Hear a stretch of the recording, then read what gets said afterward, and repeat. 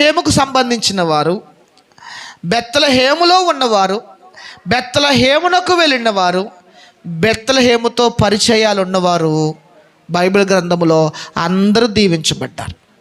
ఆమేన్. హల్లెలూయా, హల్లెలూయా.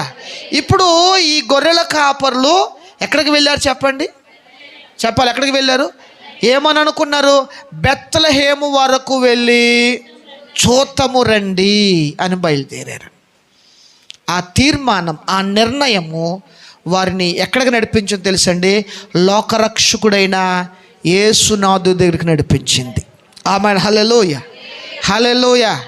అంటే బెత్లెహేముకు వెళదాము రండి అని అనుకున్న తీర్మానమే, ఆ నిర్ణయమే యేసు ప్రభు యొద్దకు నడిపించగలిగితే, లోకరక్షకుడైన యేసయ్యను దర్శించుకునేవారిగా నడిపించగలిగితే, నువ్వు బెత్లెహేములోనే ఉంటే, బెత్లెహేములోకి వెళ్తే నిశ్చయముగా నువ్వు దీవించబడతావు.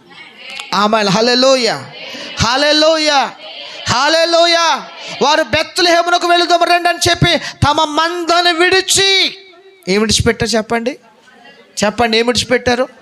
ఎందుకు విడిచిపెట్టారు? చెప్పాలి. ఎందుకు విడిచిపెట్టారు? ఇక మందతో పని లేదు, వారు మేపే గొర్రెలతో పని లేదు. ఈ గొర్రెల పక్షంగా ఆయనే ఒక గొర్రె పిల్లగా బలి కాబోతా ఉన్నాడు. ఆమేన్. హల్లెలూయా.